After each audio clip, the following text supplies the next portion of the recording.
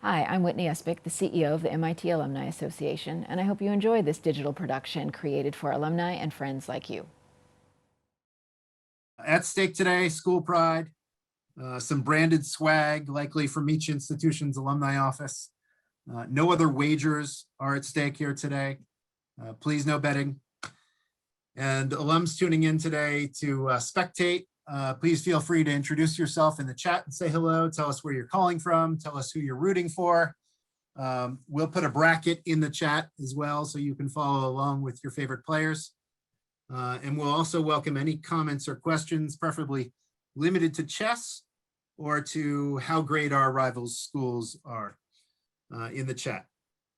Remember, this is a family show. We're hoping aspiring grandmasters or future alums of our institutions are tuning in too.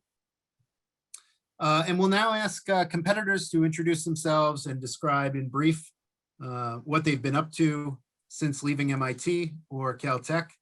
And I'm going to go in order of our brackets. So Oscar, would you start from Caltech? Sure. Thank you so much for having me today. So I graduated from Caltech with a master's back in 2016 already. And right after that, I started my PhD in math, actually at MIT. So I'm happy to be representing Caltech here, actually, and it'll be a very fun day of matches today. Thank you, Oscar. Jones from Caltech. So after Caltech, I went to Wall Street. So I was one of the first Wall Street quant traders in '91.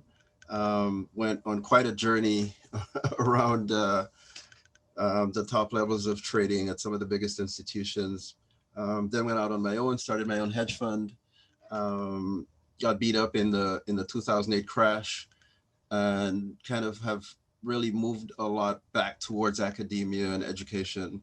I work a lot with kids, you know, on things like the AMCs and the Putnams, you know, the math contests and things of that sort, which is closer to my heart than Wall Street ever was. So that's very fulfilling for me. And that's what I'm doing these days. Great, thank you. Josh from Caltech. Yeah, I graduated in 2006, and I worked, I guess, at Virtue Financial for 9 years after that. And lately, I've been doing some startup investing and starting up a program for startups at Caltech as well. And Zach. Hey everyone, I graduated from Caltech 2014 in math, did my stint in finance before entering the startup world, started a company back in May, working closely with Josh on the side, and excited to play my first tournament in 13 years. Great. Over on the MIT side, we have Vasik. Are you on mute, Vasik? Class of '93, I've been working in software. Right now I'm working in machine learning, wrote a chess program, wrote a poker program.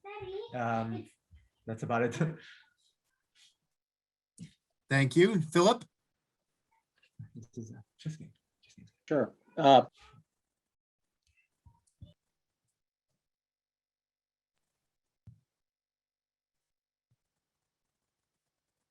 Philip, can you hear us? You're on mute.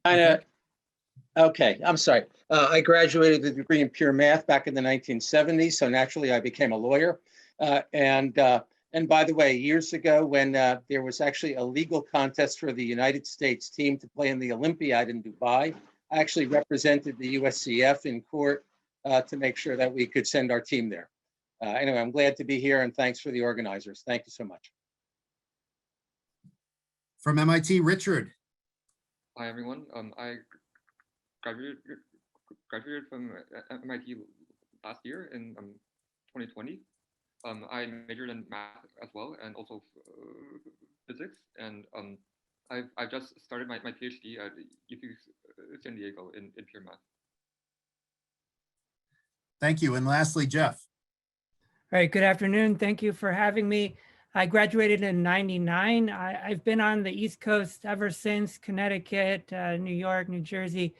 Have split my career about equally between the legal side, doing intellectual property, and doing software. And currently I'm working as a data scientist.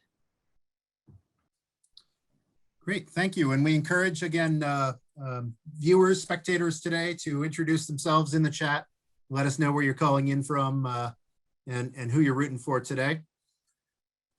We have a few housekeeping items here before we get to our first match, but generally because we are live streaming today, we're going to, this is not a, if you're a chess junkie, this is not a traditional chess tournament where we really set them free to go off and you can, walk through a room and spectate the matches as you wish.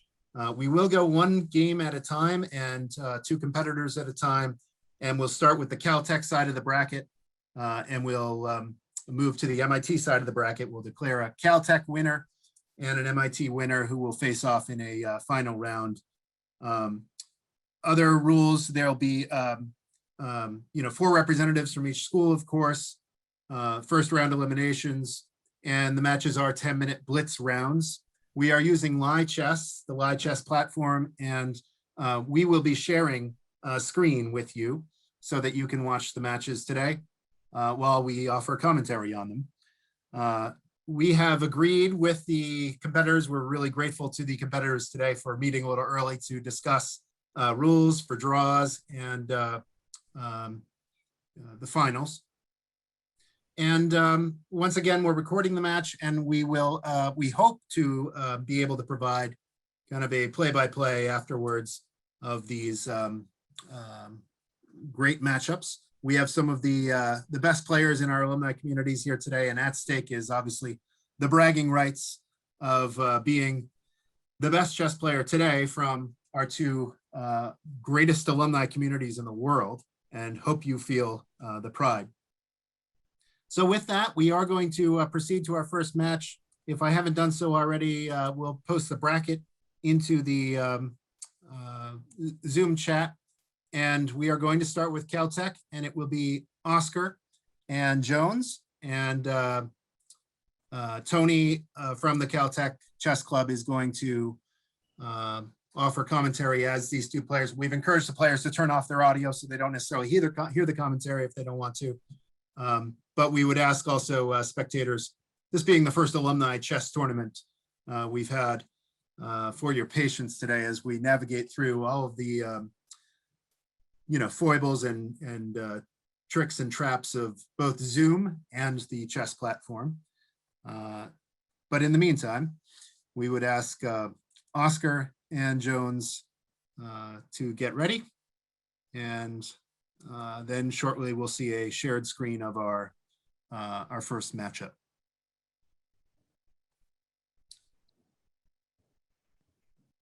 Great to see alums chiming in here in the chat.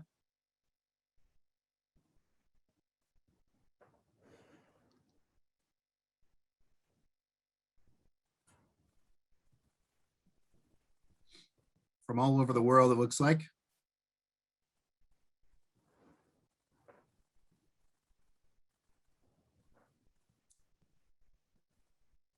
All right, looks like the players have actually started playing. First of all, please let me know if the screen is not sharing or if you can hear me. We can see it. Yep. Okay, good. Great.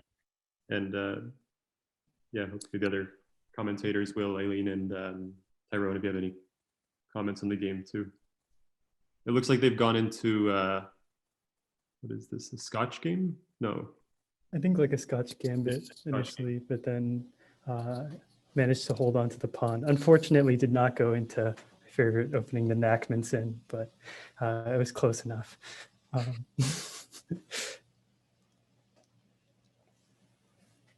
right, so it's moving rather quickly. Both players castle, keep their king safe. Oscar already down a minute on time. Took some time there in the opening. Both players completing their development now. So White's probably going to want to step out of this. This is a pin here because if the knight moves away, then the queen will be hanging. So probably the queen will want to step away so that this knight will be able to move again. Yep.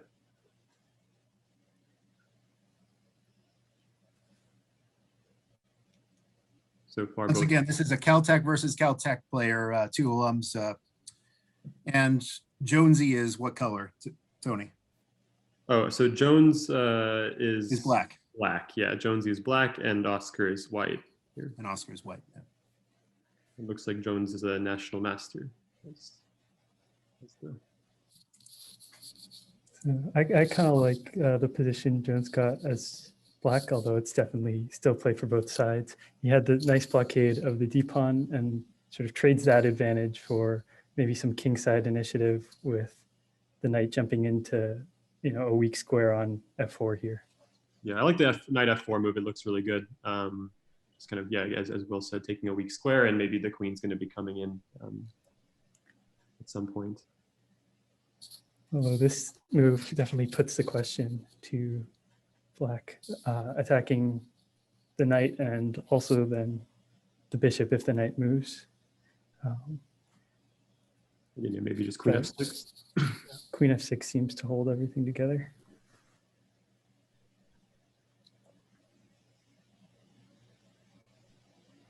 Maybe white can think about, yeah, pushing d5, kicking this knight away. There's not really a nice square to put it.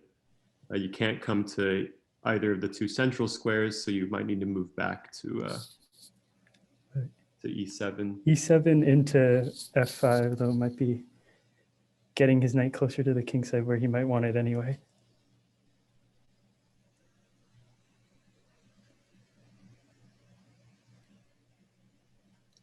We'll see what Jones decides to do here. Definitely still very dynamic position with lots of chances for both sides.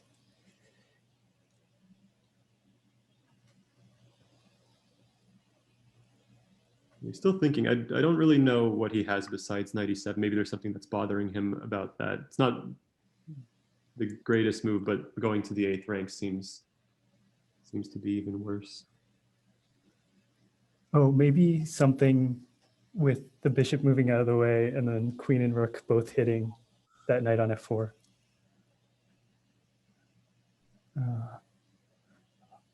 Yeah, it is. Yeah, with the. So he trades the bishop first to avoid tactics like that. Yeah. So basically what Will was saying is that there was the chance of maybe this bishop moving away, and then there was going to be a strong discovery along this 4th rank here. And some moves have been made, and now there is a sacrifice on g2, which Wow. maybe means things are starting to get exciting here. And I think the point is that if he takes, then there's just queen g6, which will double attack both the king and the rook. Yeah, and unfortunately no dangerous discoveries with the white bishop there. So the queen will have safely picked up the rook. Bishop Oh. to knight looking a little. And white chose to ignore the sacrifice and take, but yeah, now the knight falls. So black's got a material advantage here. And it As seems- well as still attacking it potential. seems like a nice attacking initiative, right? Maybe bishop f1 at some point to try to guard some squares on the king side, defend the rook. But okay, he defends the rook through tactics, where if the queen takes the rook now, then bishop takes f7 check, wins the queen back. So Yeah, so yeah, if we can't take the rook, what Will's saying, because of this nice tactic that will win the queen. So in essence, it's guarded by the fact that this bishop can be thrown away with check. Now it seems that black has to move the rook. He might be considering moving this knight and threatening checkmate, but I'm not sure if those really work here. yeah, I think if you just like something like knight f4, takes, and then you know, white is still threatening that rook on Still threatened. There's a, no yeah.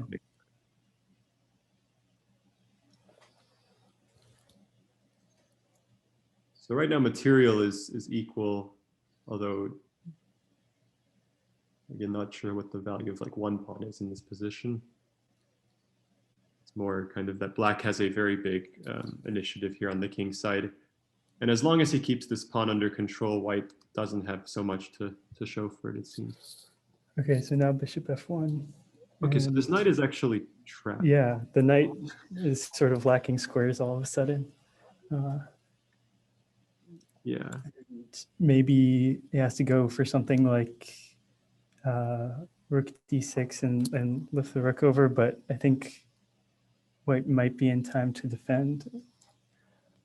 This is very interesting. So yeah, rook d6, and then here rook Here. rook there. It seems like it would pick up the piece, but the problem with rook d6, I'm wondering about rook e8 and Yeah. trying to just make a queen. That is, Seems kind of it does seem a lot of to. wild lines that we could be seeing here. Okay, so he's Okay, going to go. so we for that. do see rook d6, but yeah, I think either rook e8. Oh, okay.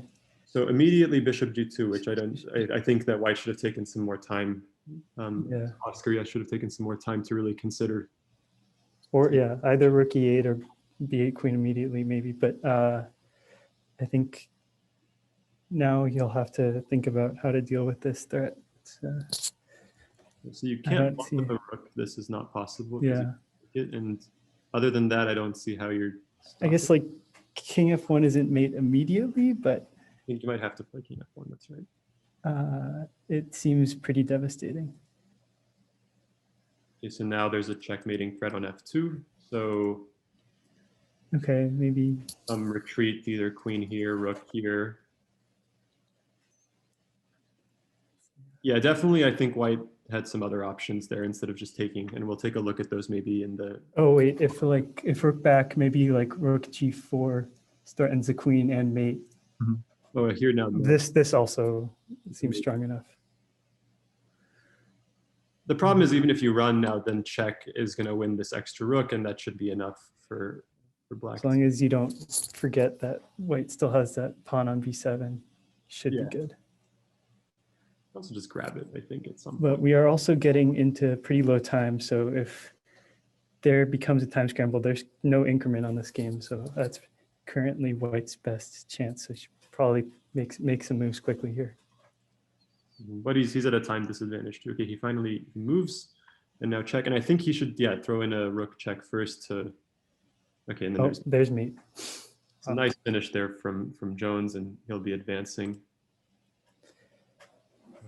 Not sure how much time we have to quickly go over like the last few moments because there's some really crazy stuff. We were talking about here, maybe there were some other options for white, for Tony, example. can you hear me? Yeah. Great. Can you go back like right here? Can he queen after rook d6? queen.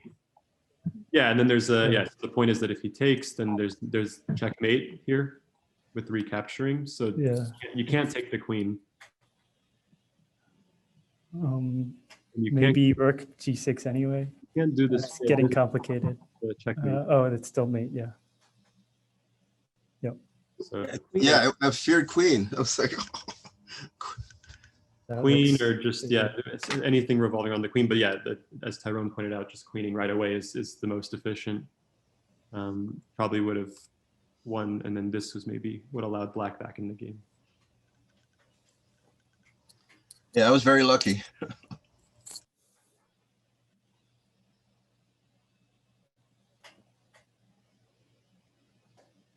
I'll hand it back to Joe now for So- as we get started for the next game. That was game one. And Tony, I really appreciate, and William and Tyrone, the commentary was great. As somebody said in the chat, that was fantastic. Kudos to our winner. I will revise our bracket here. Tony, remind me who that was. I missed. I was too busy chatting. The two players who just played. Who won that? Was it Jones? Yeah, Jones advanced. Yes. Jones, okay. Thank you. Oscar, condolences, and your consolation prize, Oscar, is to join the fray in commentary the next match, if you care to. Ali, thank you. We have Josh and Zach are lining up, and Tony, I think you're fixing up the game, so thank you for multitasking here.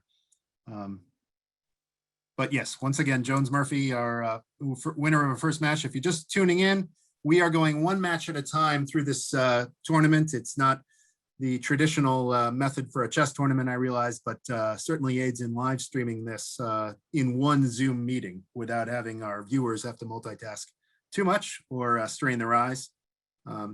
We're starting on the Caltech side, so we had our first match, and here comes the second match already. We've got a bracket, and I'll drop the bracket link into the chat again if you've just joined us. But Tony and William, take it away. Yeah, so we already have a pretty wild position here where white gambits his b pawn for some center control and piece activity. It's reminiscent of like a wing gambit, but not exactly. I've never played this like on either side, but looks very interesting. Yeah, as black, I never liked this before. Yeah, it's somehow even more annoying than like Smith Mora kind of gambits, but yeah, it should be a fun game. G4, yeah, in Blitz, your first inclination is to sack the knight on G4 there, but I think the more sound move is the bishop retreat that is just played. G4 is a interesting move, weakening his king. I don't know. H5 may come. A3 is typical in these lines. Yeah, as black, usually when they play A3, you want to just let that tension sit and maybe recapture with a piece after white takes. Sort of taking yourself just helps white's development. So maybe he recaptures with the knight here, hits the bishop on D3. But yeah, after this check, there might be some pawn push with either E5 or D5. Looks dangerous. Yeah, this looks dangerous now.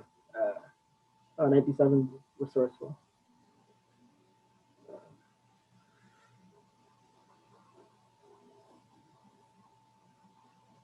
Yeah, so sort of now it's like the danger is not there anymore on the king side as I once was fearful of. It seems like Josh has gotten out of this opening just up the pawn, and that's usually with white playing this gambit. You hope to get some sort of attack on the king in exchange for the pawn. That's why you give it up. But it seems that Josh has managed to consolidate a bit, and he'll probably put the knight here next. Yeah, there's definitely gonna still be some long-term pressure, like especially on like the E6 square. So this is an interesting move now. Black has to decide whether to retreat here, which is not so nice, or put it here, but there's maybe some problems with putting it here because white can take, and then push maybe. And you have push or taking looks scary. I think, yeah, maybe still. You would have definitely wanted to be able to recapture with the knight there on E5. So not being able to do that already is concession. Okay, yeah. He's gone knight B8, which is not ideal. But as long as he's just hoping to be able to have time to castle and hold on to the pawn advantage still. Definitely still holds on to the pawn, but I would prefer playing with white here in a blitz game, especially you just pile onto E6. Bishop C4. Wrong move. Oh yeah. E6 pawn's weak here. Yeah, good move. Yeah, Queen C7 does defend. Or Queen B6 maybe, because that attacks the bishop as well. He's gone for Queen C7 instead.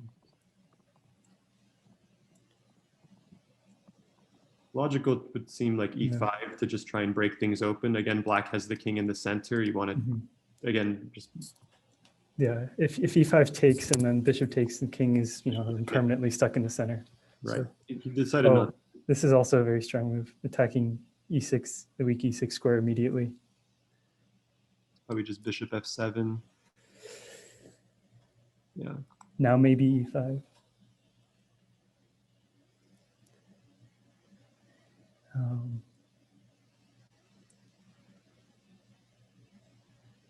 He's probably thinking about it. So we're talking about the pawn push. Yeah. Trying to break open the center and get to the king. It's definitely not obvious that it's totally crushing those. So just throwing away another pawn for nothing is definitely a bit scary. And it's always easier to sacrifice other people's pawns, but there he goes for it. Yeah, he does it. And I think even worst case, black's going to have isolated pawns in the center if he really chooses to hang on, and white should not be too concerned with that. And if I think we have to take now. I guess there's a case for pushing. Maybe you can push D5, but yeah, I think I might prefer pushing, although both look scary. I mean, after d5, it's top bishop takes bishop. But that seems pretty good, actually. Actually, he can just cast it. That's right. Because the problem with knight d4, I think e5 was probably stronger without knight d4. Oh, wow. and What's happening here? So the fork is coming on d6. So he's going to take now, but the fork's coming on d6. I think he might have missed that there's an f2 threat. Oh, yeah. So we'll see what happens here.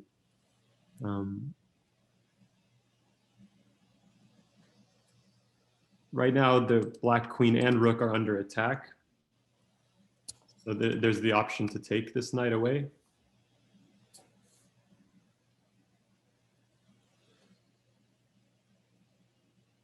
Maybe he's considering just moving the queen, although it seems worse than taking the knight. Yeah, I think taking the knight's forced, no? Yeah, it definitely feels like in a blitz game, you kind of just take immediately and think later, right? And this is, I think that white missed this because now there's a double attack. Yeah, although takes on e7 and king h1 looks scary. There's no follow. F3. Oh no, you get mated. Right, you get mated on e8.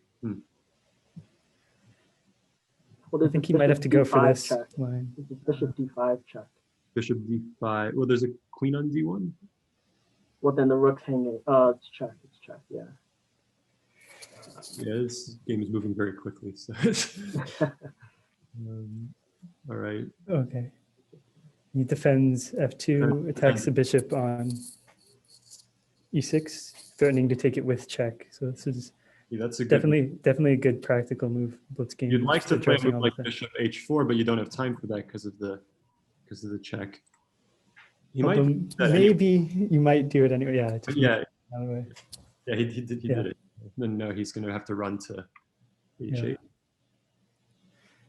And now there's this hanging on. White is up a pawn, but I think that matters the least at the current moment. He's trying not to get checkmated.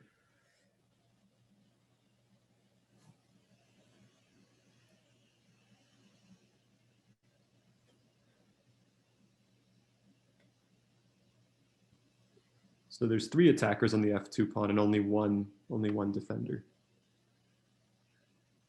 yeah. So any defense. All in the matter, the question of how to make it fall in the best way. Now you can probably take it with the bishop and then grab this bishop afterwards, and I think just be up material. You grab the bishop first, maybe. Yeah. Yeah, yeah.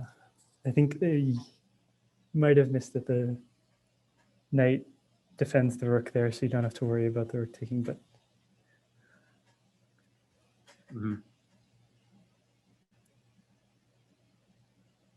Well, now black is comfortably up by a piece as an extra knight. with less than a minute, the advanced d pawn can still be scary, but for the moment, it's well blockaded. Probably here, queen e5 is. That looks strong. Yeah, just hitting the rook, so you probably Yeah, forced to take. Knight gets to a great square, jumps into. It's okay. I liked queen e5 more, I think. But this Yeah. is too. The issue is that now it's a little bit harder to develop, so he goes that way. Yeah, give White a little time to get his last pieces out and wish for some last minute initiative.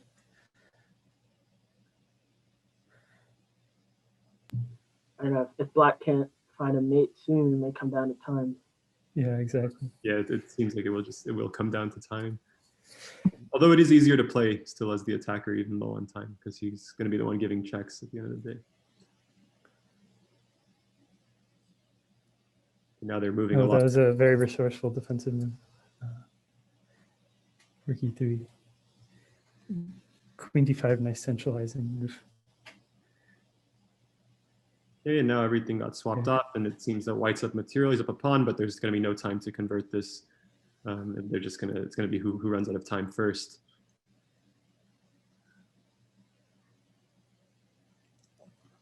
Looks like Josh has a significant time advantage here. and will go on to win it. Though both players fighting Oh, maybe not. very strongly.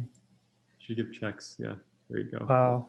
So with 0.4 seconds, that's the edge that Josh needed to win this one on time. The ending position seems to be better for Black. He's just gonna, the king's gonna step away and then king will move here.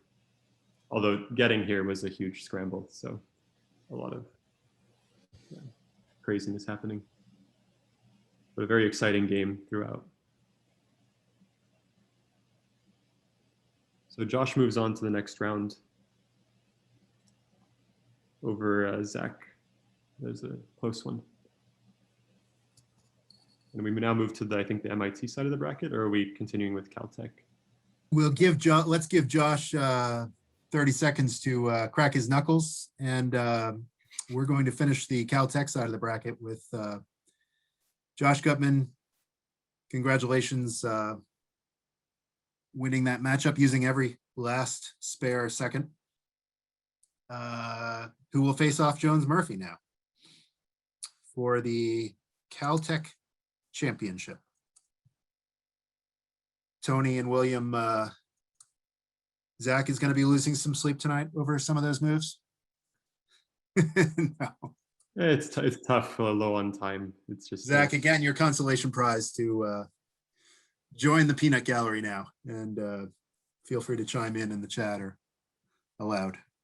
How do the colors work for this match? I beg pardon? How Oh, do the colors for this work? match. Yeah. Tony, can we lean on you for a ruling here, or? Yeah, so how are the colors being done for the first few games? Were those random? Likely so, Margot. Like when you sent challenges, was it just randomly giving a color? They assigned us colors. To Okay. start. So, wait, what color did each of you have in your first? I think we both had Both had black. black. Both had black. Okay, then I guess it just Just flip it or whatever. It's fine. if you had opposite colors, then we could flip it. But I guess it's just random. I think we just has an option to send random challenge, but Yeah. So since you both had the same color in the first game, it just do a random challenge here. Let's see here. I'll send the challenge, I guess. So again, this is the Caltech final of Josh Gutman, class of 06 from Caltech, and Jones Murphy, master's alum from 91.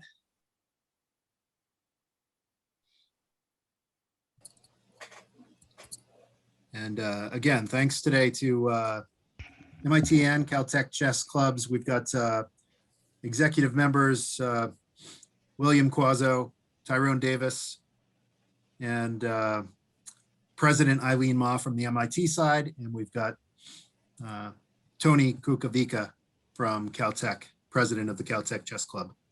And they're off. All right, so we got a closed Sicilian structure. It's kind of like a mix between Sicilian and English. You can call it kind of whatever. so White's hoping to play b4 at some point, usually e3, e3 and then b4. Black can try to play for d5 or b5, b4 immediately. Yeah, So Black okay. work on open file. White's going to achieve that as well here on the B file. Yeah, so like White likes to argue that, yeah, I'm giving you an open file for free, but mine's going to be better. And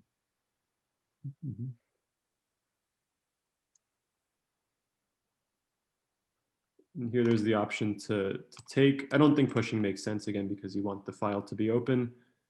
You could also just develop this bishop, for example, just bishop here.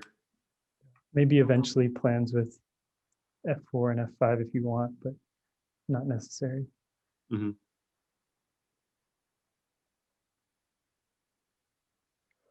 Yeah, now both the knight on e2 and b5 are challenging Black's strongest piece there in the center of the board, the knight on d4.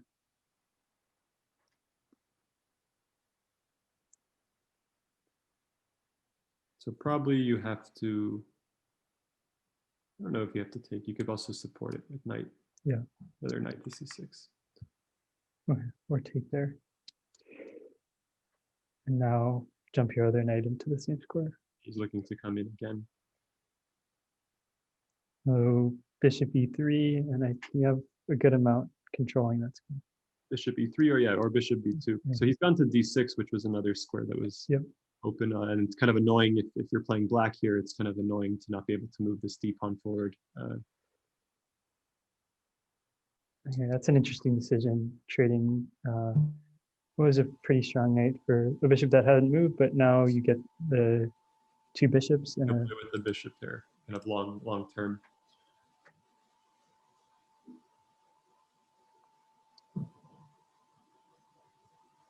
The knight comes in. And now we enter a position where it's opposite colored bishops. And so that if all the queens and rooks got traded off, this would be a pretty dead draw, but with queens and rooks on, it can still be pretty exciting. Yeah, especially if probably black's king in this position gets weak. Having opposite colored bishops makes it tougher to defend, but if everything gets traded, it's just right. Because in essence, you have a kind of an extra piece on one of the colors. That's why it's difficult to defend. All right, black trying to shut Blocks things down. Yeah. White trying to play king at each one to then play f4. F4 immediately is impossible because the king would be in check. So yeah, I think f5 is the big threat here. You don't want to take either though, because then white gets e and f pawns, and will eventually play f4 anyway. Okay, decides to trade. I sort of liked what black was doing with the rooks, and then white responded well with his f4 and making some counterplay on the king. Yeah, so white has given up total control of the a file for back on the king side here. This f4 was sort of necessary. So having to play f6 is. Yeah, f4 was a good move a few moves ago that gave white now this file. Black does well to block it up. Although now maybe you have queen g4 hitting two pawns. Not sure if that was an option. Yeah, that definitely looked good. Although rook b7 is pretty good move, yeah. is a pretty good move as well to quickly play in a blitz game, and you'll maybe have after trading. Can you here? I don't know if you can go here. Because okay, so then trades, and then you have to watch out for some back rank stuff. Maybe it's okay. I feel like you should keep the rooks on. Maybe move the rook. Yeah, rook b6 or something. Rook b6, yeah, maybe something. I think trading's not in his. He wants to keep many pieces. Oh, okay. Go for this. So takes, rook a1 check, bishop f1. Yeah, then there's this. If this rook ends up coming here onto the open back rank, you do have bishop f1. Yeah, white doesn't want that. That doesn't seem. Didn't seem in the spirit of what he was doing. Yeah, I think Tyrone's idea of rook b6 was nicer than coming here, I think. No, it's still definitely. So also it's important to note that Josh is 1 minute lower on time, which as we see can be very important, especially now as time is winding down. With no increment, a minute is basically like a pawn or two advantage at this point. He's on rook b8. He decided not to come to the open back rank. If we see a rook trade here, we're getting closer to a draw. But so can we take this then? It's definitely possible. Yep, goes for it. Muddies the water. So I think like rook b1, you should. There's a maybe we can go rook b1, queen here, and then queen e6. Trying to get to h3. Yeah, that looks strong.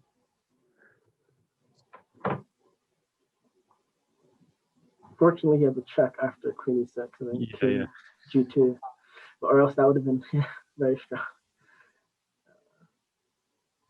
Okay. So this, if you try to, it's very interesting. Yeah. So the point is that if we take, then instead of recapturing right away, black is going to be able to take here first with check. The king moves. Oh, he's done it, which is I think a blunder. I don't know if he had another option. We can take a look after. But now black is going to give up a piece after giving. Oh, he can go there too. And now recapture the queen.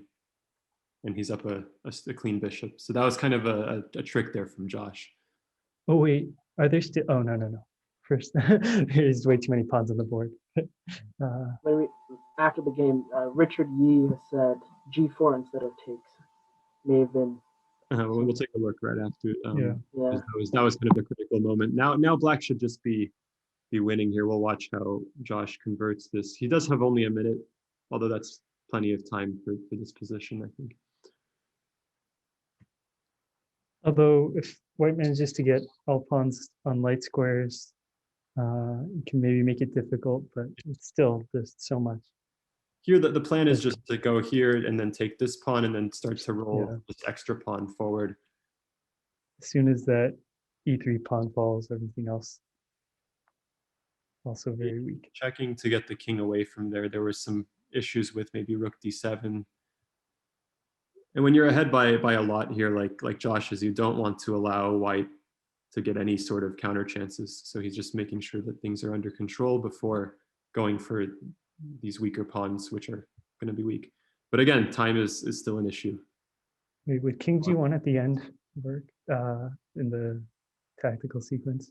I feel like you were walking into a bunch of discoveries, but maybe none of them were bad. I don't know. We'll have to look after the game. Where was this? I think this was like when Black won the piece. Maybe it was being suggested in the chat.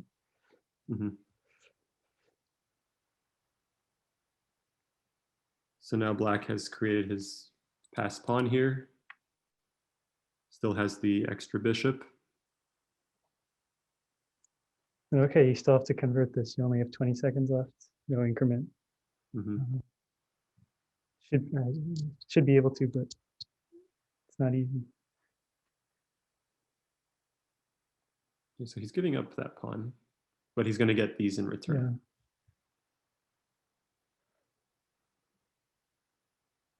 Got to be careful not to go to rook and bishop against rook with no pawns. That would not exactly, be in this time frame, or even when you have unlimited. Oh, okay. Yeah, that's winning white's last pawn is that's pretty devastating. No, this is pretty White should definitely play it out because you're still up a few seconds, but I have pretty good confidence. So Josh can pull through on this one. Yeah, you'll want to go probably check at some point.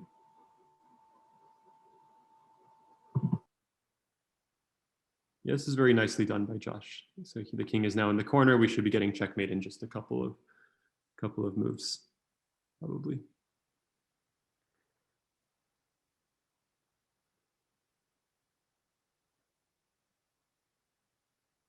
There was kind of an easier route, I think, but okay, white ended up running out of time instead of mate.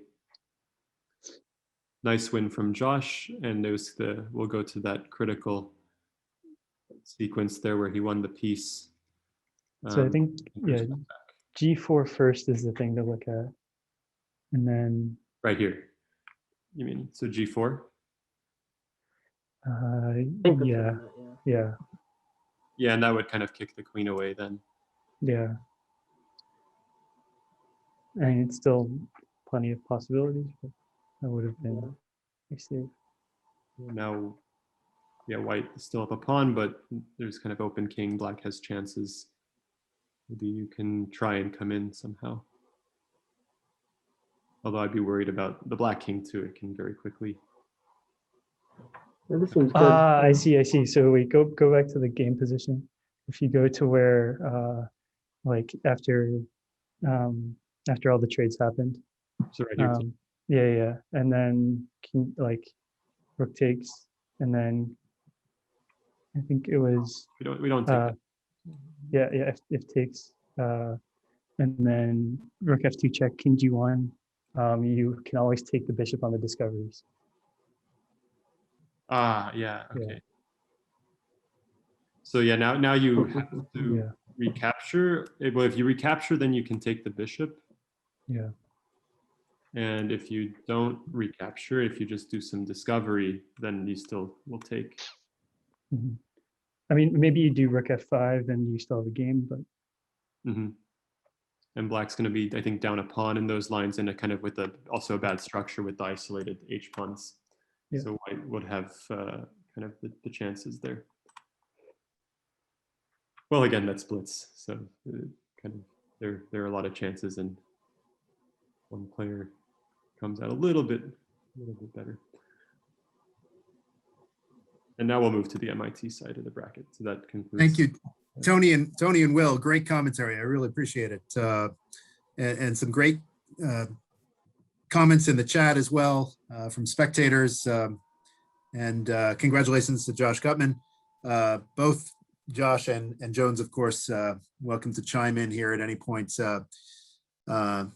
Jones, I shared an anecdote earlier. I'd love, Jones, if you have time today or right now to talk about during your time at Caltech, one of the first online chess tournaments that was organized back in your day. But if you're still taking a breather. Yeah, because I recognize the name, one of the people who organized it, Dave Herskovich. I think that's the person who did it. I remember that name. Okay, who's with us today? He was at MIT at the time. Okay. So it was Caltech, MIT, Harvard, and Carnegie Mellon, and we had a quadrangular tournament, and we played on Unix Talk. There were no chess servers. There was nothing like this, and we just texted back and forth, and we had manual clocks, and it was pretty clumsy and crude, but we struggled along, and we did it. But I can't remember the exact year. Maybe Dave might remember it. It was 88, 89, something like that. Well, Dave, put it in the chat if you're here. It was a long time ago. Yeah. 32 years ago. Yeah. Right. But it was pretty tense. It was pretty. Hey, Todd. I see Todd there. Todd, do you remember that match? Wait, did you participate? I think you did. I think you might have. Do you remember? Todd's struggling. Maybe he doesn't remember. I thought he did, but maybe not. Maybe not. So maybe it wasn't Todd then. Yeah, maybe it was in the Caltech then. Tony, and I want to correct my misstep earlier. I declared Eileen the MIT Chess Club president, but it's Tyrone. Sorry, Tyrone, current president of the MIT Chess Club. Fine. Yeah, Tyrone and Tony, talk about COVID year or not. How radically different is a interscholastic chess tournament these days from what Jones is describing? Oh, now I have to comment, Tyrone, because I remember you as a kid in tournaments. So I remember I remember you as a little kid in tournaments. It's amazing to see you all grown up and at MIT. No, this is great. Good to see. I used to see you. We're from the New York City scene. Yeah, you remember me. Yeah, exactly. Yeah. I was a chess parent, so. But I mean, yeah, but now it's even easier to come together and play. Not everybody's on campus now this semester, so we play on Lichess, and that's much easier now to play.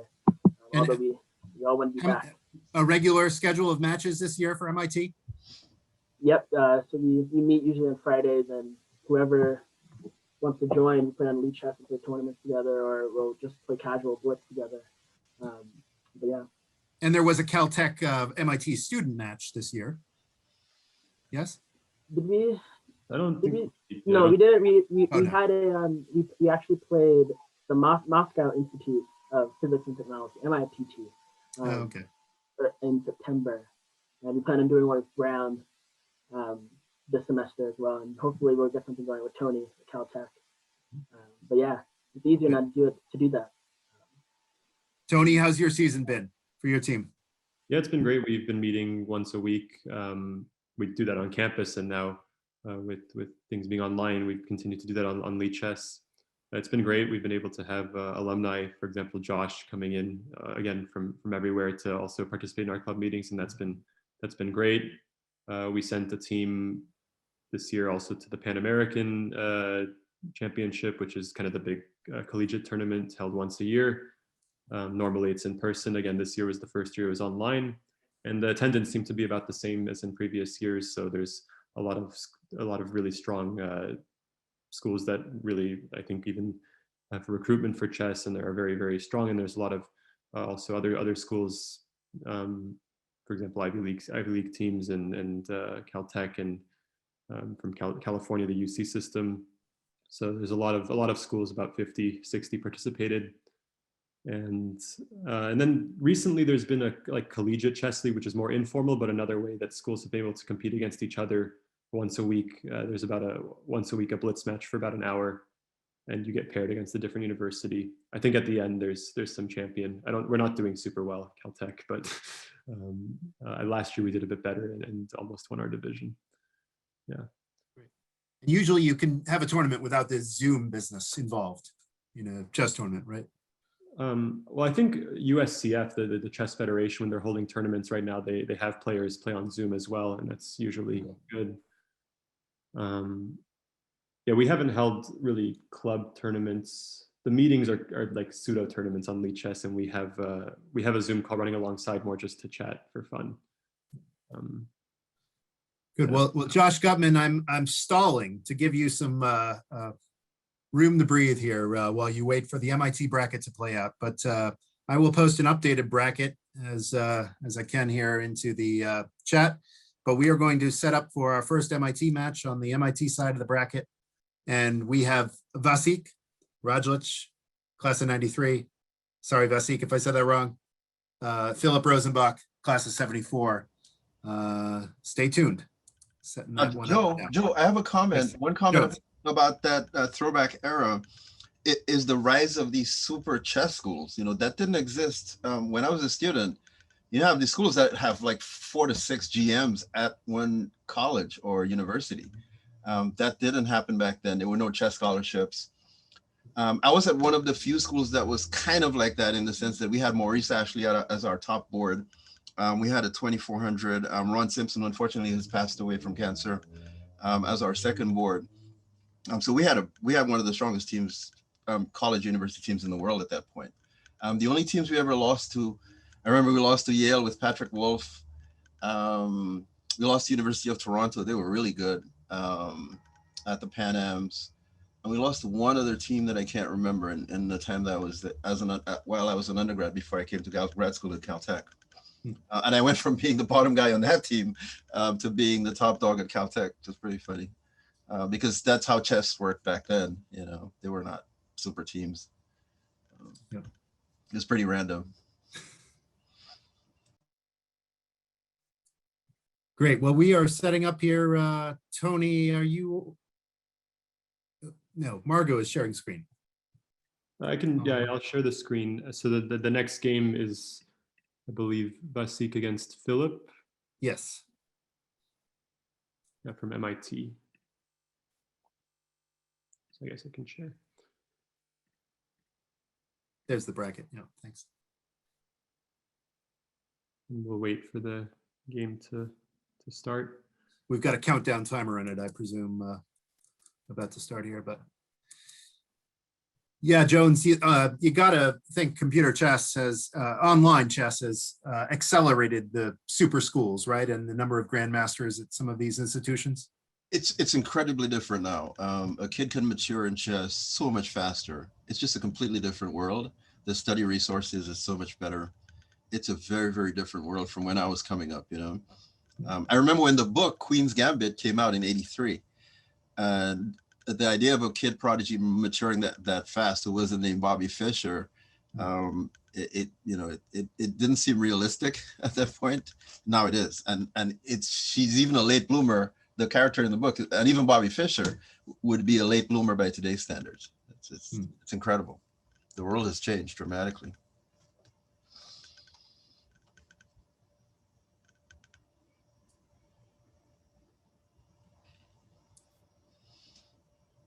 Will, you're muted. I think you said something, but you're muted.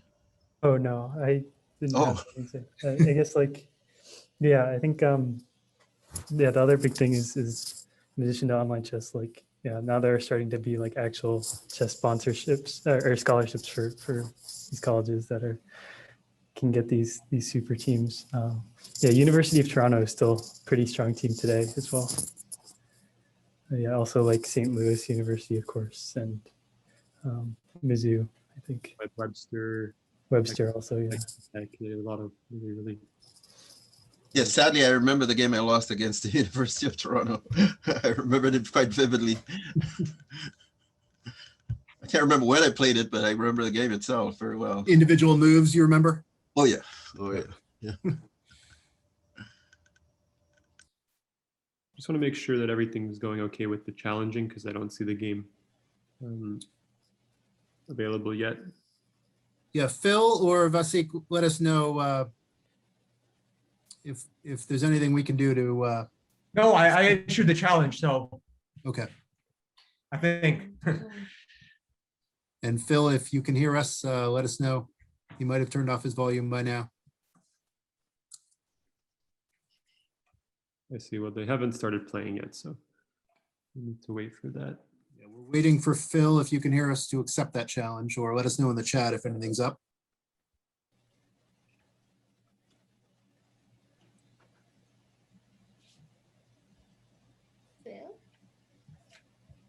Phil, are you there? Might have turned off volume, but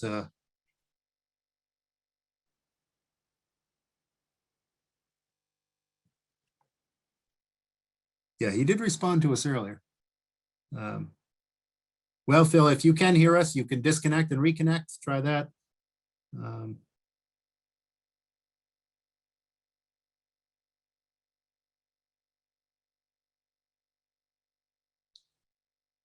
Yeah, we might, Vasik, if you're willing, we might go with the other MIT game first. Yeah, it's no problem. I'm not sure if I did it right, but I've got this kind of spinning ball here that says challenge to a game, waiting for opponent. Yeah. Okay. Ritter F3, yeah. Okay, and the MIT bashing in the chat has begun. So keep it up, Caltech. But yeah, if our other two players, if Richard and Jeff are ready, I know you're not necessarily standing by, but if you're ready. Recognize some people I went to Caltech with who are also MIT alums, so they can bash themselves. They're invited to bash themselves. That's right. We do have some crossover. Yes. Yeah. There's an intersection set. Yeah.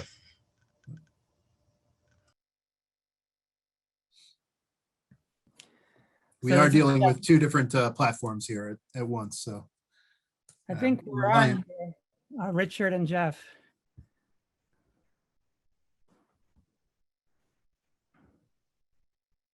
Okay, I'll make the move.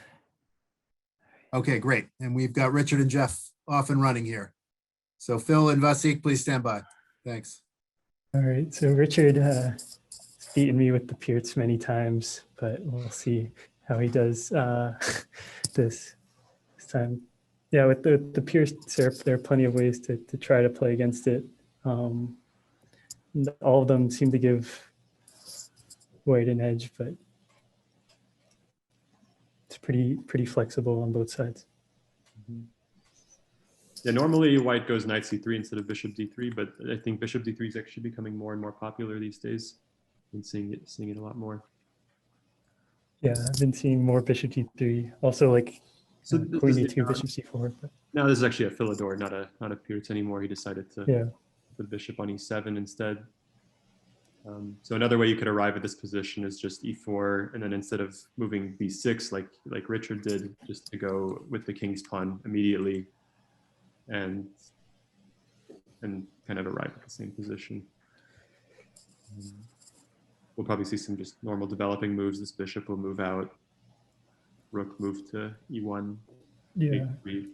And the thing about this position that I really like for Richard is like these positions can like go on for a while, a lot of maneuvering. And Richard's like a pretty strong like blitz player who moves pretty quickly. And if this game is a lot of moves with no increment, that could be a factor. Mm-hmm. He's already got a minute on the clock. Yeah.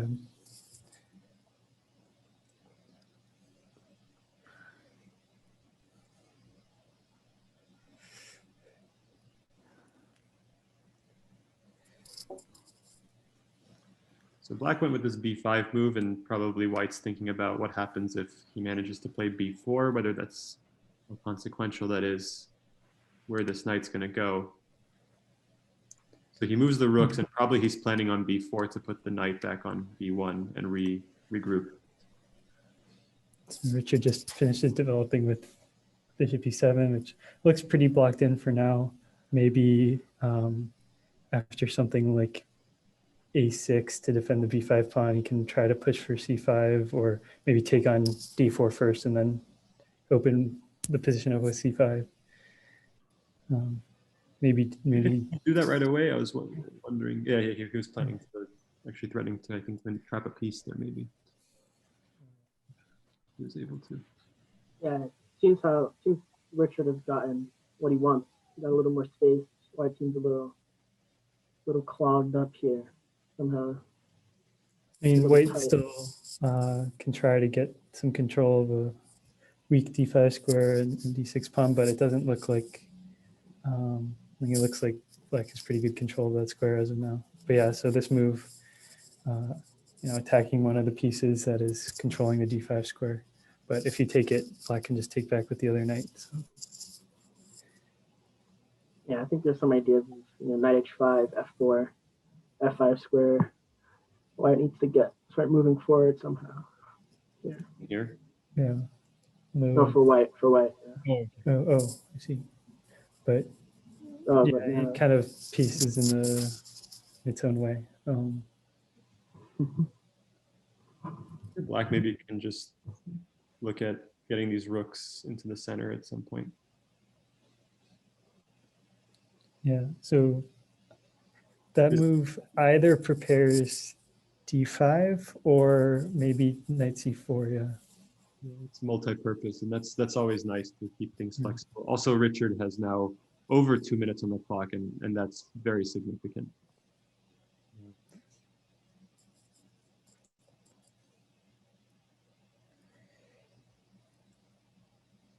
Yeah, and it's you can try to blame White for not playing faster, but it's not clear what you want to do. It's tough to come up with plans. So. And meanwhile, Black's position kind of flows naturally. There's a lot of things that all look very promising. Yeah, so I like b4, d5 maybe. Like like the knight. If the knight has to go back to b1, like that's. Pretty sad. I think you're doing b4 because White just played the knight here, and that takes away the square that the b1 knight would have liked to go to. Exactly. Yeah. But again, White shouldn't be thinking so much here. Needs to play either b1 or knight d5. Knight d5 loses a pawn, so quickly.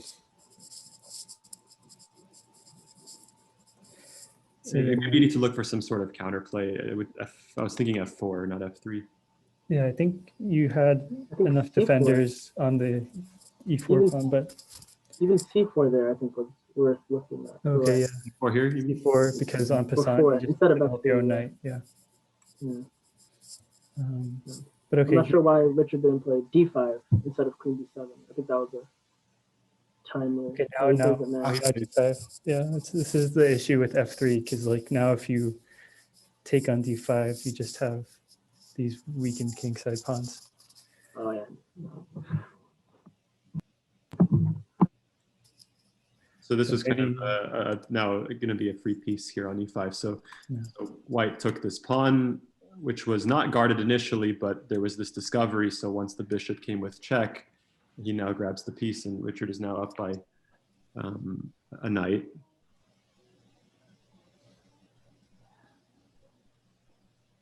A very convincing game, just straight from the opening. He got a really comfortable position, and in Blitz, that's very nice when you have a position that's going to be plays itself almost. And of course, Richard made it look very easy, but not. But very convincing win. This reminds me of the hedgehog. These positions usually arise in the Sicilian as black. Yeah, you just kind of run out of ideas as White, but the bishops. Yeah. Okay, so yeah, Richard moves on the MIT side, and now we still need to play this game between Vasik and Phil. Congratulations, Richard. And we did hear from Phil, so Vasik and Phil, if we can get that going.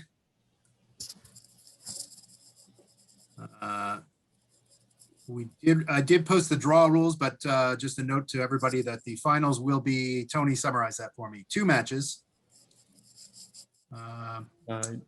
Yeah, so after this game, there's still the match to determine the. That's right. And then just the finals between MIT and Caltech at the end today will be 2 matches with 1 minute Armageddons, I think, after that again.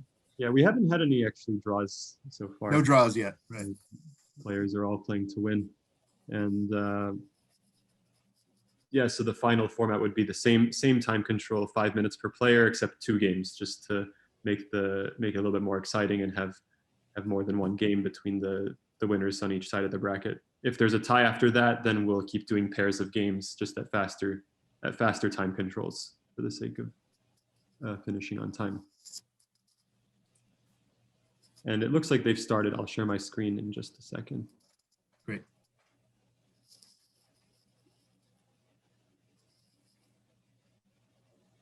Okay, we get this Taimano Sicilian position. So Vasik has white and Phil has black here. This is kind of morphed into a Khan Sicilian, very similar. Black has, gives up a bit of space to have very easy play with bishop b7, b5. That dark square bishop can develop to a lot of different squares, and most of the time, all of them are fine. Yeah, a lot of the time it comes here, but the way that black played it with the quick b5 and white stopping with a3, this bishop is probably going to belong on e7.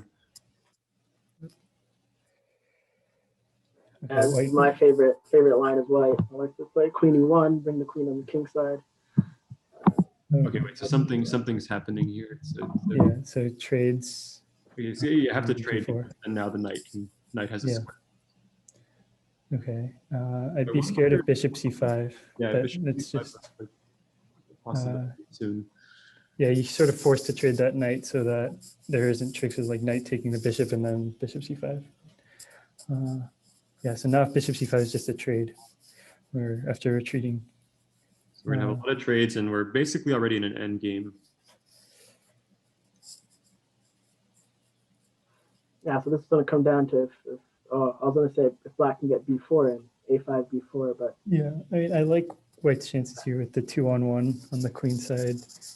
It's harder to mobilize like black's pawns on the king side.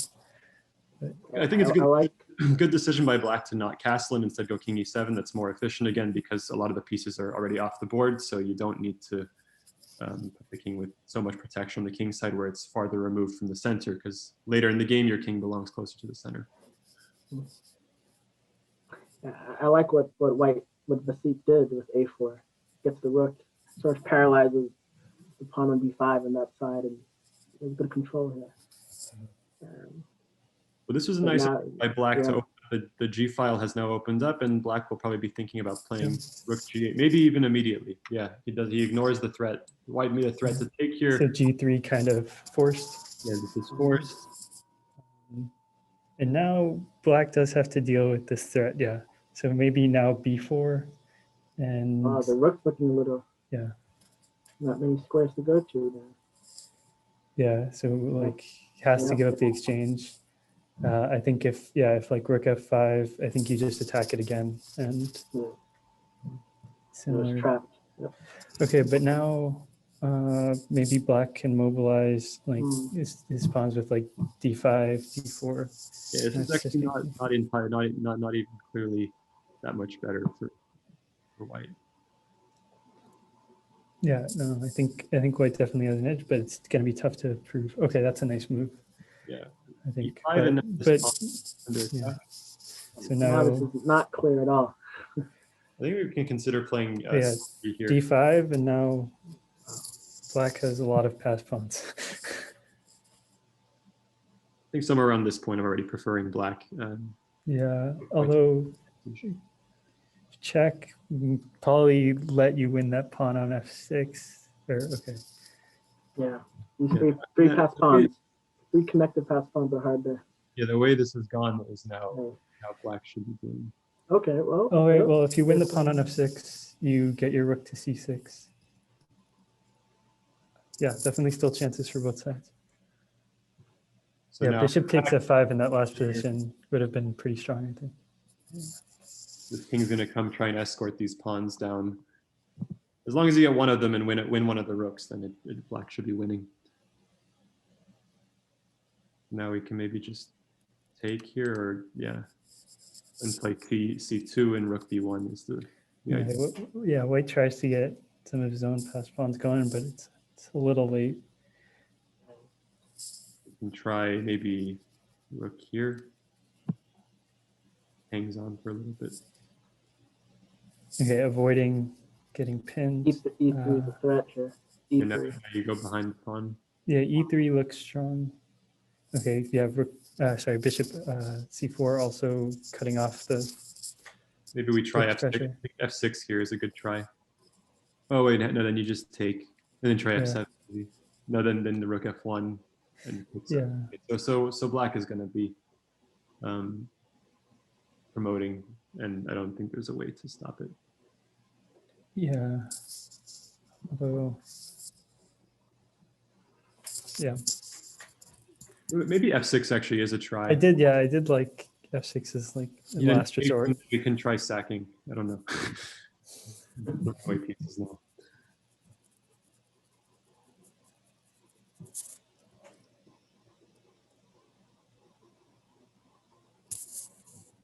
I think black still comes out ahead there. So we can expect Phil to be advancing, I think.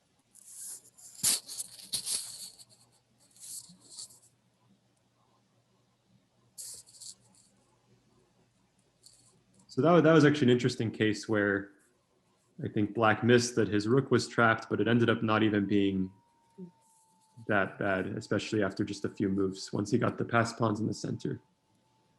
Okay, maybe you try f6 now. It definitely seems last ditch, but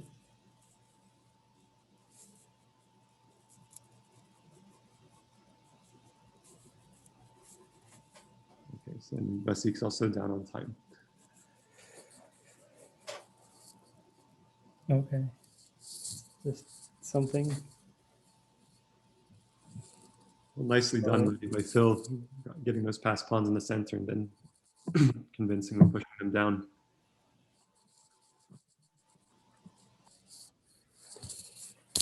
One more game to go on the MIT side. Hand it back to Joe. Well, Congratulations. That was Phil. Congratulations, Phil. Rosenbach, class of 74. We'll let him breathe for a second here. And we've got the MIT finals coming up here. On the MIT side, Richard Yi, the winner of our first MIT match to play Philip Rosenbach. Vasik, please join the fray in the peanut gallery here, and feel free to enter in the chat or on audio too. I think again, Phil and Richard both had black in their wins, so the challenge can be. We need a random here. Yeah. Yeah.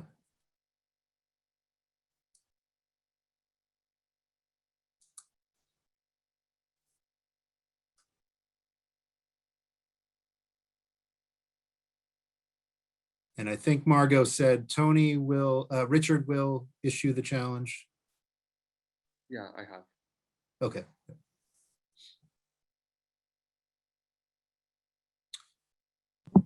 Oh, answering Wise Jedi's question in the chat. I'm a big Morphe fan, also Fischer, but I guess current chess player. I really like Daniel Dubov. I think some of his games are very exciting. I don't know if other people. Thanks, Will. We encourage others too. So. Heartbreak Kasparov kid. That's the one. Oh, okay. I think the game might be starting. So Richard has white, Phil with black. And I think we might see the same Sicilian. Richard decides to do. All right, so quick knight b5, usually that's met by d6. And then yeah, either c4 or bishop f4, the two variations in that line. You get some kind of Maroczy setup where white gets a lot of, control over the d5 square with the e4 and c4 pawns. Usually the hard thing is to know what then to do. But so here Richard might be thinking about doing something like this, and he'll set up slowly and try and put pressure on d6. The key is not allowing black to get any sort of pawn break, and as long as he can do that, he can, again, take it slow. That's the idea with these Maroczy positions.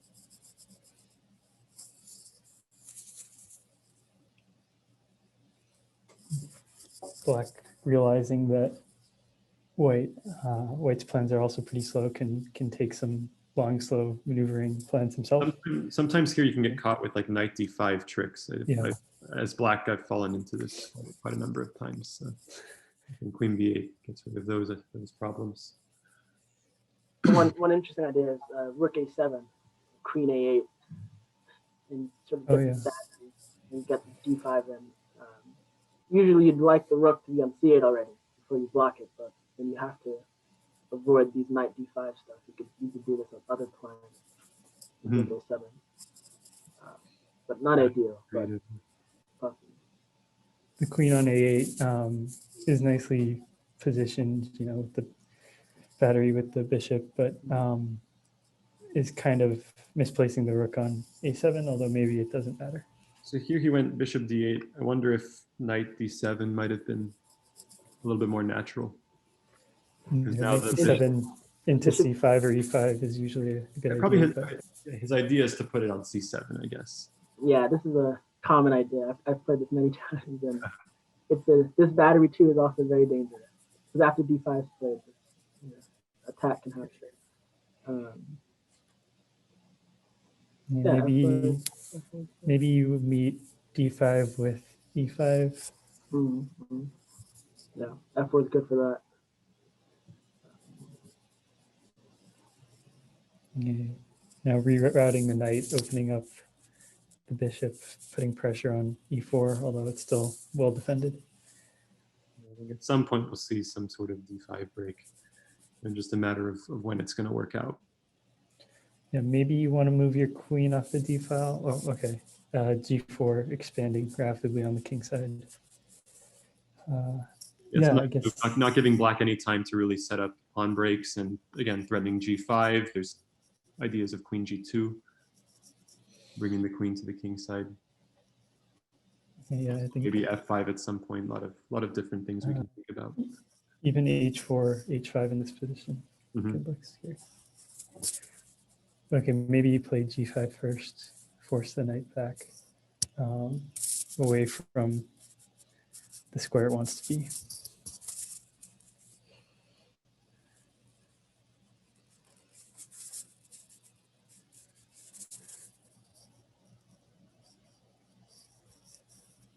Okay, f5.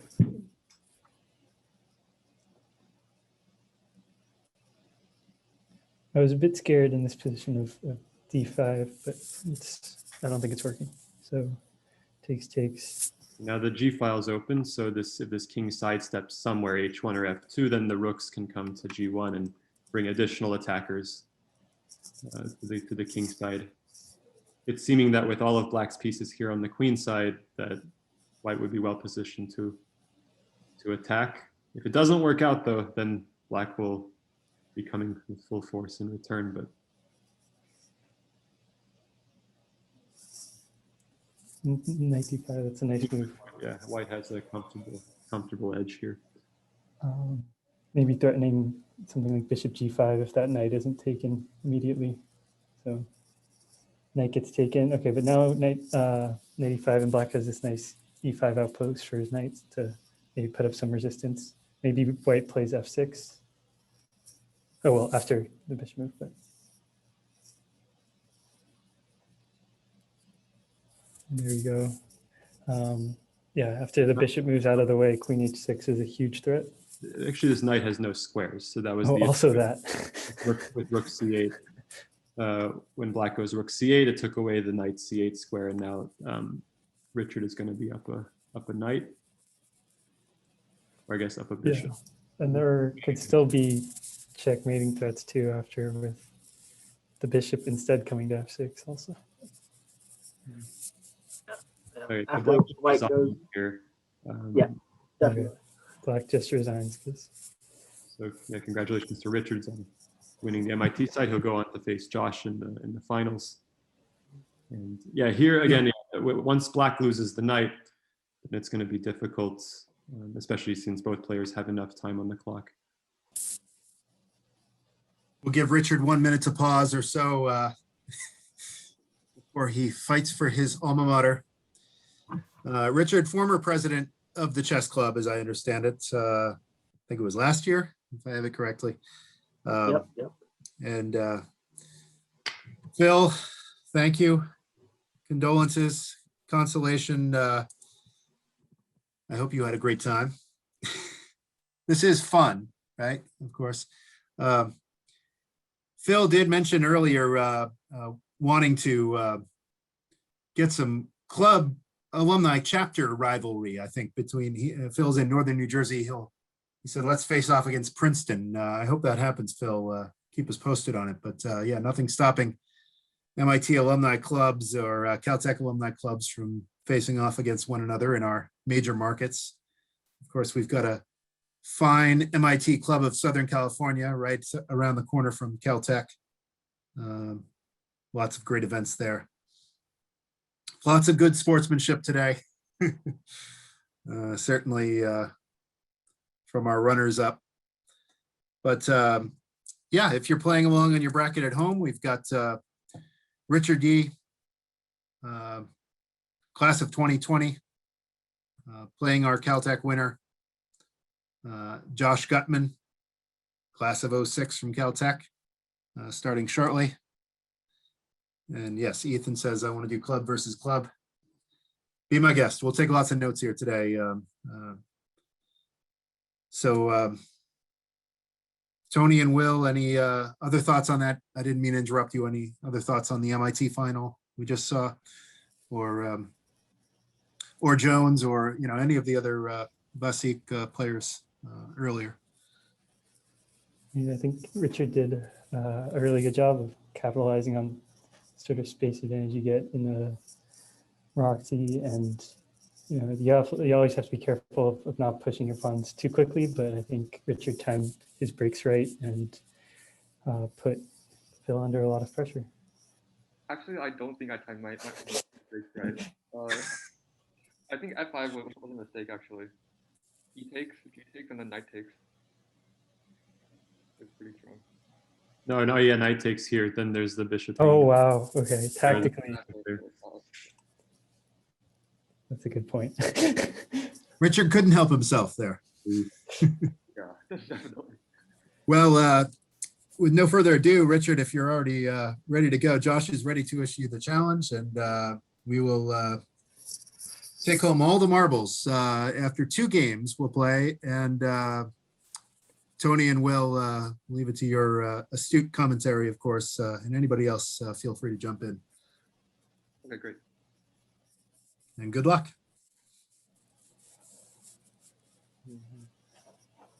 So I guess right after this game, they'll just rematch and play the second game, and a winner would be 1.5 or 2 out of those games. If we have a 1-1 tie, then we go to a tiebreaker, and we've had no tiebreakers today.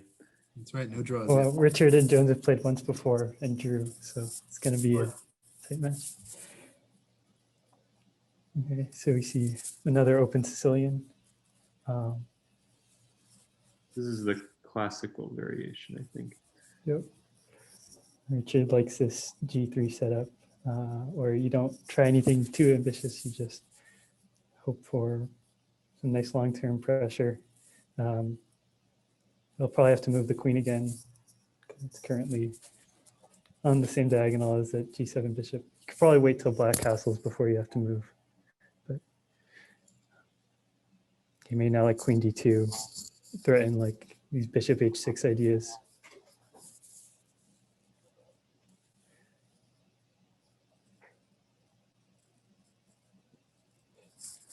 Yeah, maybe black has plans of rerouting the knight like d7, c5, maybe b5, b4. Yeah, rook It seems b8. that white should just probably castle. Maybe he's thinking about bishop h6 here. Maybe he's considering like whether he wants to go kingside or queenside. But yeah, I think castling kingside is the. Yeah, I don't think he's with bishop on g2. It's harder, Yeah. I think, to Yeah. get really quick kingside attack, and maybe now just thinking about a4, holding back b5. That looks smart. In the kind of positional spirit that white has chosen. He chose h3. I think he's willing to allow b5 and maybe get something like f4, f5. I don't know. Okay, goes for this trade first. Removes a defender of the black king. I'm curious about h3. He might be thinking about king h2, f4. That's sometimes seen.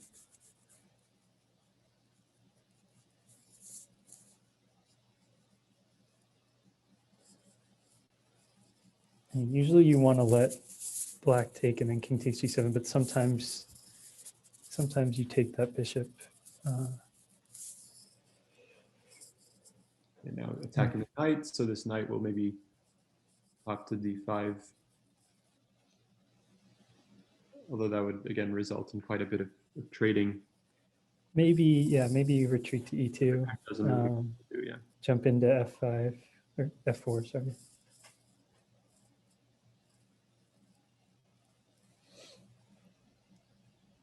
Yeah. Now trades. And so you might go like queen d4, queen e3, and leaving the knight. The option of coming to d4 seems very, very logical. Both sides seem to be playing like in the spirit of the positions and well so far. Maybe black starts to put pressure on the c file. Yep. Maybe eventually white has to play. Okay, if the queen's leading the attack, then you never really have to worry because you can always, it's never really a threat for the queen to take, but yeah, c3 actually threatens for white to take control of the c file. Tyrone, any thoughts on this position? Seems to have been played very well up to this point. Calm so far. Yeah, not so much as both players kind of just going positionally. Yeah. We haven't even seen really f4. I'm sure Richard's thinking about it at some point, but he might not even decide to do that. I guess there's a bit of a problem of where do you want to put your queen here as black. Okay, I was thinking like d7 seems like the only option because you don't want to block your rooks. And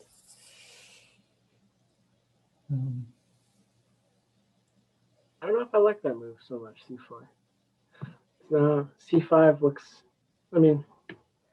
Yeah, C5, if black can eventually maneuver knight d7 into c5. But now you have a kind of a looking at the queen, so the queen steps out of the way. In the meantime, also he gets an attack on the pawn. So you might sure. Yeah. F3 and then knight d4 maybe here. knight d4, yeah. Oh wait, knight d4 just immediately because queen can't take. Yeah. Yeah. F4, wait, is the queen trapped? No, that is h5. No. d5. So So here, many squares. I got a lot of tempi, a lot of time attacking the queen. Yeah.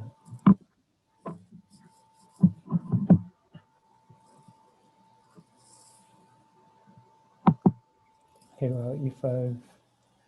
The knight doesn't have too many great squares to jump to. h5 is kind of awkward. Maybe, yeah, e8.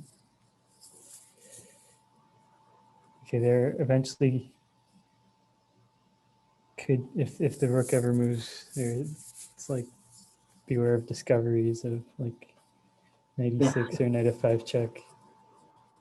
I think somewhere here where white gained a lot of time attacking black's queen, now suddenly Richard seems to have a little bit of pressure, just to have slightly better maybe you trade bishops. Say like, oh, I just wasted a king move.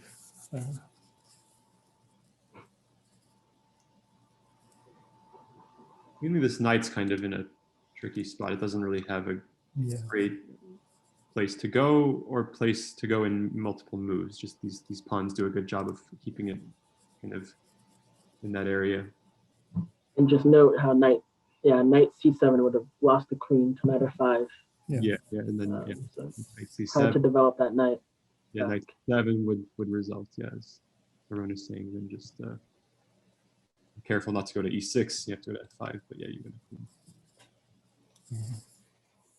So yeah, now rook f1 and maybe queen.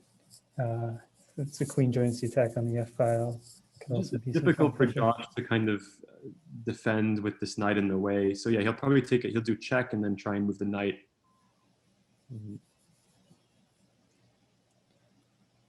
Okay, so e6 looked a little weird to me, but now the queen is defending f7.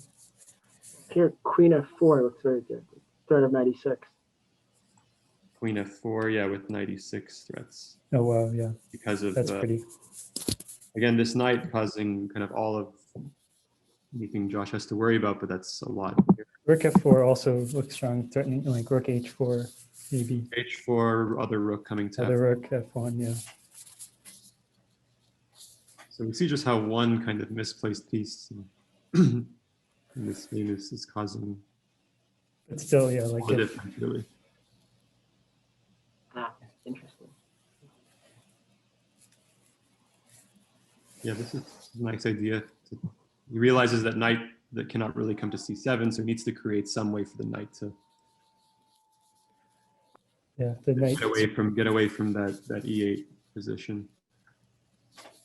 Knight on g7 could definitely help, be much more helpful in the defense.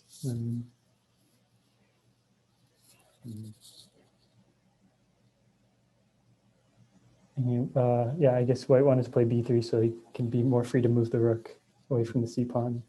The thing with b3 is it now gave black kind of one extra move of time to get a defense. Oh wait, does knight take c6 work there? Knight take no. c6, maybe. No. No. Here. Yeah, nothing. Okay. Okay, maybe knight g5 now. Could try knight g5. G4. I think G4 here maybe. Oh, G4 keeping the knight away from f5. Yeah. G4 first, maybe. Yeah, that's a good. Player's also conclusion. getting kind of low on time, so we'll keep an eye on the time situation, as that might be the. Unfortunately, because it's been a pretty well played game from both sides. Okay, h6 stopping at g5. Seems like time might. Maybe maybe now knight d2 into e4 into f6 is, or d6. Yeah, I like this knight d2 move, knight e4. Yeah. That looks pretty scary. Okay, maybe you have to play like rook d3.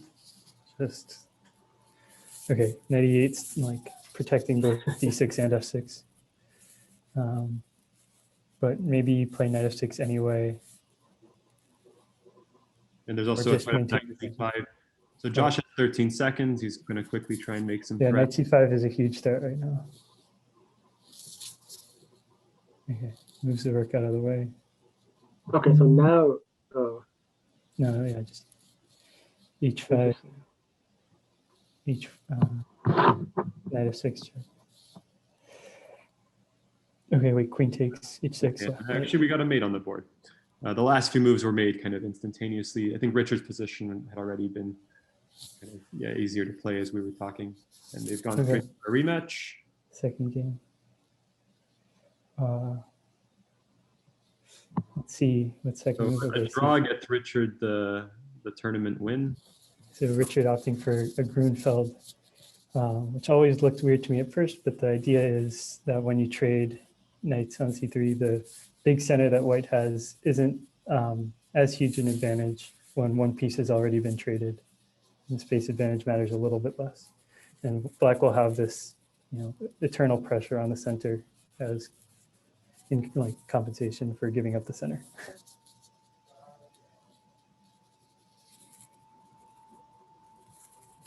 White's probably going to complete development with moves like bishop e3, queen moving, rooks to center. D5 is also commonly seen in the Grunfeld. And maybe the knight will come to e5. I'm not as familiar with this bishop b5 line. That's kind of, I know I've seen it a few times, but it seems to give this extra a6 resource that Richard just did. Yeah, and long term, like Richard mobilizing his queenside pawns, you know, is going to be like an endgame threat.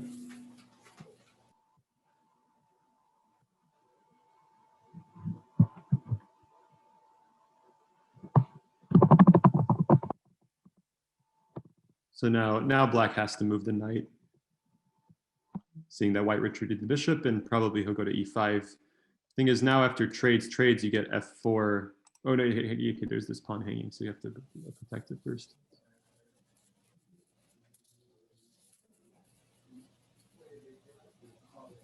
Now probably White can consider playing f4 to grab some space. On the other hand, Black is trying to undermine the center here. So another possibility being maybe rook to d1 to maybe add some pressure to the d file, make the queen feel a bit uncomfortable, and also support d5. Maybe also ideas of bishop h6. Bishop h6, bishop. So he went for f4. F4, I like. Yeah, like you want to play like e5 and d6 in one move, but yeah. the pressure on the center is sort of. Although sometimes the e5 d6 is not even that great. Yeah. Like even better, maybe like rook just doing this sort of structure. It's very hard to play with Black in the Grunfeld.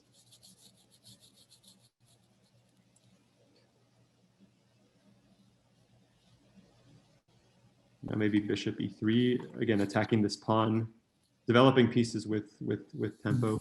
There's b6, bishop b7. Maybe Richard gaining back some time lost from all of the White moves with tempo. Mm-hmm.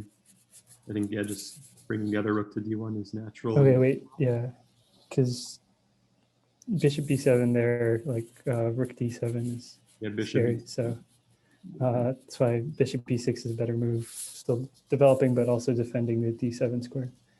So now Black hopes to liquidate all. Maybe you can we just trade everything and grab a pawn? Is what I'm wondering. Or then maybe rook a8 at the end of it. I'm not sure.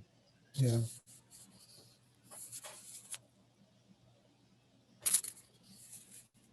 And bishop f8 kind of compelling White to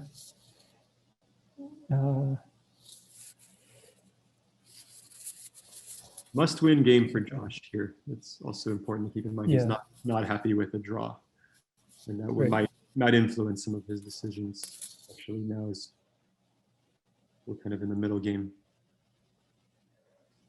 Yeah, I was considering like maybe you let Black take your rook there, an exchange sack, and hope the weak squares and the king are good enough for trying to fight for win, but it definitely seemed a little dubious.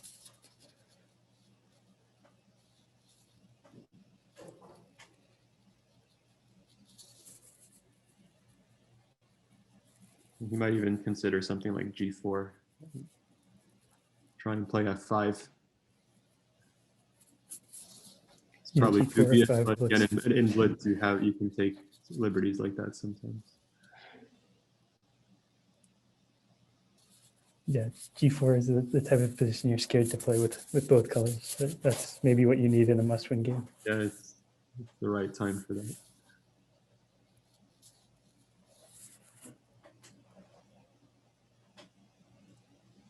So queen a4 kind of a bit safer and improving the queen a little bit. Just putting pressure on that a6 pawn if Black grab it early. Now he's actually threatening to just take it. Black commits too much resources into defending that pawn, then White gets more control in the center of the board.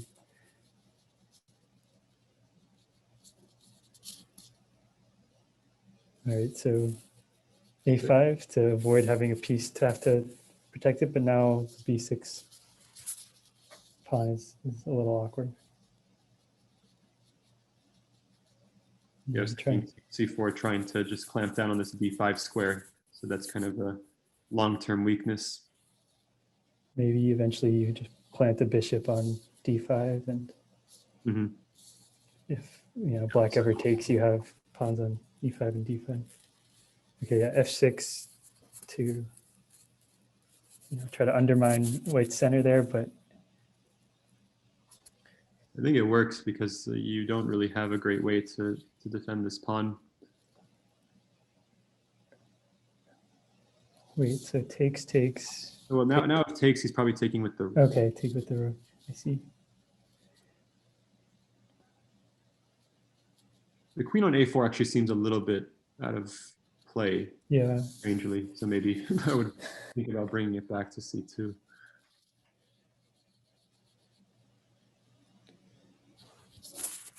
And I prefer it on e4 than a4.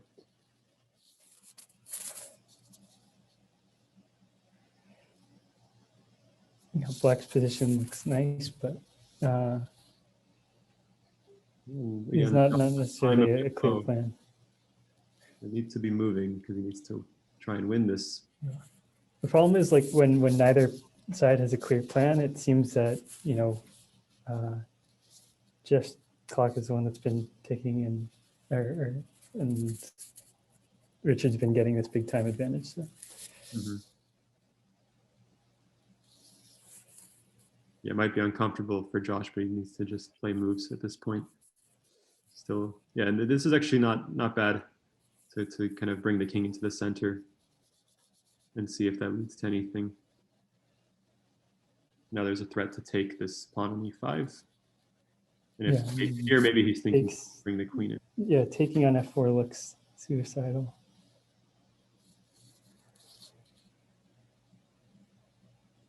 Maybe it's still okay. I don't know. Maybe he can run to f7. If you trade rooks, though, it definitely starts to look less scary and safer. It seems that he has enough things defending e5. But the threat now is to take. Yeah, takes, bishop f4. And then if the king steps back, you can maybe grab h7. Okay, yeah, white still definitely has a lot of chances, despite being low on the clock.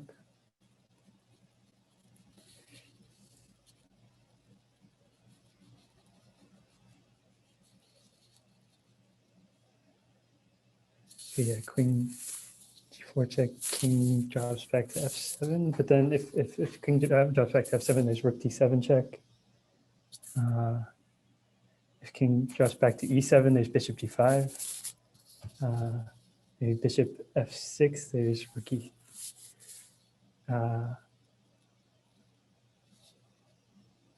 Bishop f6 takes, then rook d7. Okay, I guess maybe king e8, king f8. Okay, bishop f6 chosen.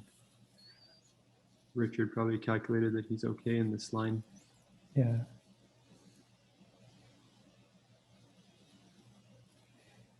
Okay, the king finds some safety on g7. Rook b7, winning the queen. Yeah. 10 seconds on the clock. Well, 11 seconds on the clock for maybe Josh. just rook e7, like defend that 7th rank. Okay, queen f7 also. Play. Oh, you can't play. No, rook d7, rook e7. Okay. Now let them play moves because they're. Now Richard has checks and quick moves to play. Oh, yeah. Somehow this draw is good for Richard, so, or mate is also good for Richard. So with things opening up here now, white would have to give up the queen, and that would be enough to win that. But good pressure by Josh here. He definitely had maybe some chances here, especially with the king in the center, but it never seemed like there was a knockout blow in. It seemed to be just a very nice defense. Good games.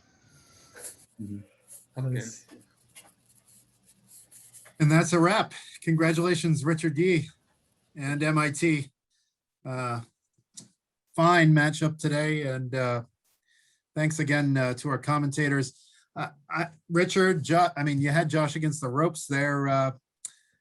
Josh, any comments on that match, or Richard, feel free to share.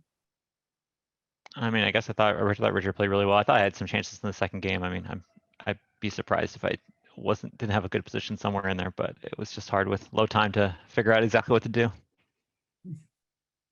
Yeah, I think both games were very intense. Yeah, came down to like the last few seconds. Yeah, Pretty exciting though. this was a fun event. Great. Well, thanks to all of our players, our 8 players, our color commentary from our students in the chess clubs. Thanks to Tyrone and Eileen and Will and Tony. Thanks to staff members from both Caltech and MIT alumni offices for helping us put this together today. Spectators, this was the first of its kind event. We especially welcome feedback. We'll drop a link to the survey into the chat and email everybody a survey afterwards. We did record today's event, so we will try to do some post-production on it and make a product that's viewable out of it. Learn more about Caltech, MIT chess clubs, what they're up to. Officers, feel free to post that in the chat for alums to keep in touch with you. And we'll stick around. I mean, keep chatting. Anybody who feels obviously the urge to keep playing, throw your handle and the platform you play on into the chat as well. And let's keep in touch that way. But Margot, any closing thoughts? Just a big thank you to everybody who took part in this tournament. We were really overwhelmed with the feedback we had, both from folks who wanted to participate and folks who wanted to watch. It's been really, really fun to navigate through this first event with everyone. And a huge thank you to you, Joe, for leading us through. Greatly appreciated your guidance through this. And I hope that this will be the first of many and that folks will continue to come out and watch with us. Thank you. We will end our event formally there, but as long as Margot has time to keep the chat open, feel free to continue chatting. We'll try to enable microphones for anybody who wants to come on and just give a shout out.